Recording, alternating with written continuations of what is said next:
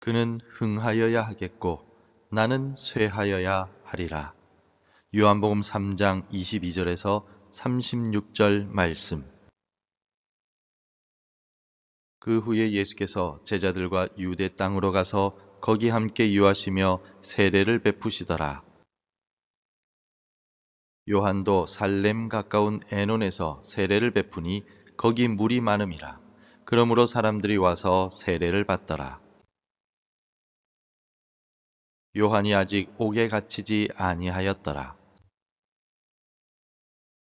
이에 요한의 제자 중에서 한 유대인과 더불어 정결 예식에 대하여 변론이 되었더니 그들이 요한에게 가서 이르되 랍비여 선생님과 함께 요단강 저편에 있던 이 곧 선생님이 증언하시던 이가 세례를 베풀매 사람이 다 그에게로 가더이다. 요한이 대답하여 이르되 만일 하늘에서 주신 바 아니면 사람이 아무것도 받을 수 없느니라. 내가 말한 바 나는 그리스도가 아니요 그의 앞에 보내심을 받은 자라고 한 것을 증언할 자는 너희니라. 신부를 취하는 자는 신랑이나 서서 신랑의 음성을 듣는 친구가 크게 기뻐하나니 나는 이러한 기쁨으로 충만하였노라. 그는 흥하여야 하겠고 나는 쇠하여야 하리라 하니라. 위로부터 오시는 이는 만물 위에 계시고 땅에서 난 이는 땅에 속하여 땅에 속한 것을 말하느니라. 하늘로부터 오시는 이는 만물 위에 계시나니 그가 친히 보고 들은 것을 증언하되 그의 증언을 받는 자가 없도다. 그의 증언을 받는 자는 하나님이 참되시다는 것을 인쳤느니라. 하나님이 보내신 이는 하나님의 말씀을 하나니 이는 하나님이 성령을 한량없이 주심이니라. 아버지께서 아들을 사랑하사 만물을 다 그의 손에 주셨으니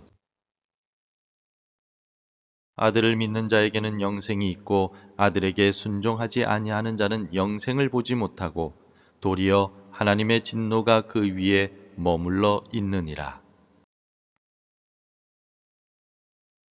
사랑하는 성도 여러분, 이 새벽에 하나님의 은혜를 구하며 나오신 여러분들을 환영하고 축복합니다.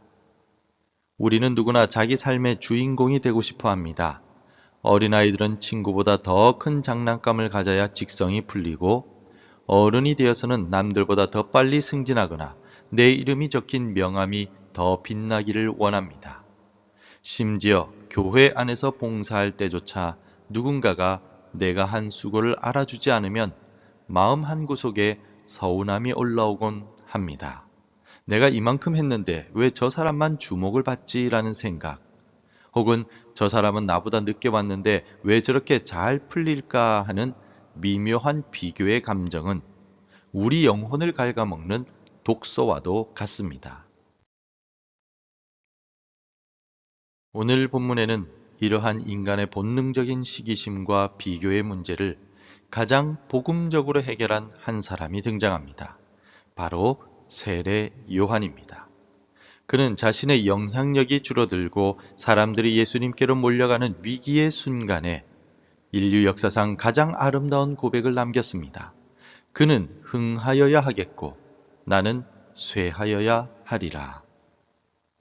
오늘 이 말씀을 통해서 우리의 삶의 진정한 주인공이 누구인지 확인하고 내가 작아질 때 주님이 커지시는 신비로운 하늘의 기쁨을 회복하는 시간이 되기를 소망합니다. 오늘 본문의 배경은 유대 땅의 한 세례터입니다. 당시 세례 요한은 이미 엄청난 대중적인 인기를 얻고 있었고 그의 곁에는 충성스러운 제자들이 있었습니다. 그런데 갑자기 변수가 생겼습니다. 예수라는 또 다른 랍비가 나타나 세례를 베풀기 시작하자 요한에게 오던 사람들이 하나둘씩 그쪽으로 옮겨가기 시작한 것입니다. 요한의 제자들이 다급하게 달려와서 보고합니다. 선생님, 보십시오. 선생님과 함께 있던 그분이 세례를 베푸니 사람들이 다 그에게로 갑니다. 제자들의 말투에는 시기와 질투, 그리고 위기감이 섞여 있었습니다. 그들에게 사역은 경쟁이었고 숫자는 성공의 지표였기 때문입니다. 바로 이때 요한은 흔들리지 않고 이렇게 대답합니다. 27절을 보십시오. 요한이 대답하여 이르되 만일 하늘에서 주신 바 아니면 사람이 아무것도 받을 수 없느니라. 이것이 바로 성도가 가져야 할 첫 번째 영성, 바로 주권 인정입니다. 요한은 주시는 분도 하나님이시요 가져가시는 분도 하나님이심을 분명히 알았습니다. 예수님께 사람들이 몰려가는 것이 하나님의 뜻이라면 그것은 시기할 일이 아니라 순종하고 복종해야 할 일이라는 것입니다. 여러분, 우리 삶의 스트레스 중 상당 부분은 남과의 비교에서 옵니다. SNS에 올라온 타인의 행복한 일상을 보며 내 현실을 비관하고 옆집 자녀의 성공 소식에 내 자녀를 다그치곤 합니다. 하지만 기억하십시오. 하나님은 우리 각자에게 다른 분량의 은혜와 사명을 주셨다는 사실을 말입니다. 예수님은 이 땅에 오실 때 하늘의 모든 영광을 버리고 오셨습니다. 예수님은 하나님과 본체시나 동등됨을 취할 것으로 여기지 않으셨습니다. 예수님 자체가 하나님의 주권에 온전히 순종하고 복종하신 분이시기 때문에 우리는 예수 그리스도를 통해 내 인생의 주인이 내가 아님을 배워야만 합니다. 오늘 하루 남이 잘 되는 것을 볼 때 하나님이 저분에게 큰 은혜를 주셨구나 라며 진심으로 축복해 보십시오. 내 몫이 줄어든다고 불안해할 필요도 없습니다. 하나님은 여러분들의 필요를 정확하게 알고 계시며 여러분 각자에게 맞는 가장 선한 길을 예비하고 계십니다. 이어서 요한은 아주 유명한 비유를 들고 있습니다. 자신을 신랑의 친구로, 예수님을 신랑으로 비유한 것입니다. 유대 결혼식에서 신랑의 친구는 결혼식의 모든 준비를 돕지만 주인공은 결코 아닙니다. 친구의 가장 큰 기쁨은 신랑과 신부가 만나는 자리를 마련하고 신랑의 음성을 들을 때 그 기쁨에 동참하는 것입니다. 그래서 요한은 말합니다. 29절 말씀입니다. 신부를 취하는 자는 신랑이나 서서 신랑의 음성을 듣는 친구가 크게 기뻐하나니 나는 이러한 기쁨으로 충만하였노라. 바로 여기에 신앙생활의 핵심이 있습니다.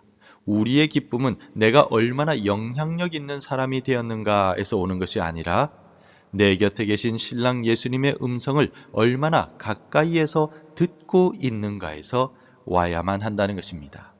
세상은 주인공이 되지 못하면 실패한 인생이라고 낙인 찍습니다.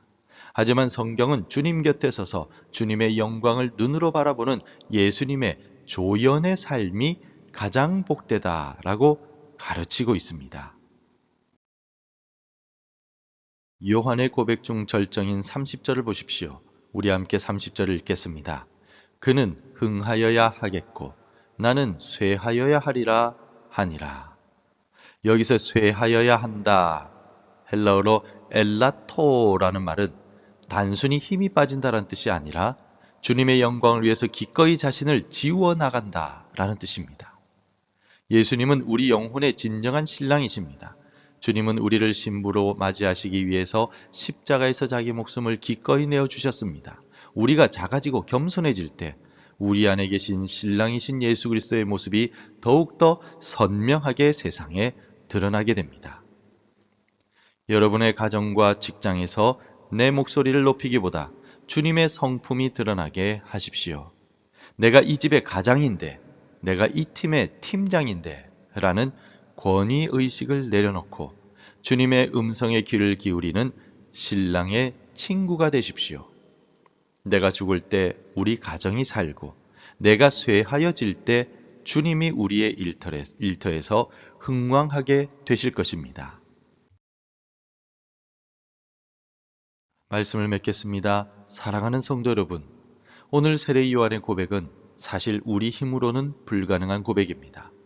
어떻게 내가 망하고 남이 잘 되는 것을 기뻐할 수가 있겠습니까? 하지만 우리가 십자가 앞에 설 때 이 일은 가능해집니다. 나 같은 죄인을 위해서 만물 위에 계신 분이 가장 낮은 곳으로 내려오셨다는 사실을 깨닫는 그 순간, 우리는 더 이상 나를 증명할 필요가 없어지기 때문입니다. 이미 주님 안에서 가장 소중한 존재로 인치심을 받았기 때문입니다. 오늘 하루 이렇게 기도하며 시작합시다. 주님, 오늘 나의 자존심은 쇠하여지게 하시고 주님의 성품은 흥하게 하옵소서. 나의 계획은 무너지고 주님의 뜻만이 서게 하옵소서. 내가 주인공이 되려 하지 않고 주님의 뒤를 따르는 신랑의 친구로 살게 하옵소서.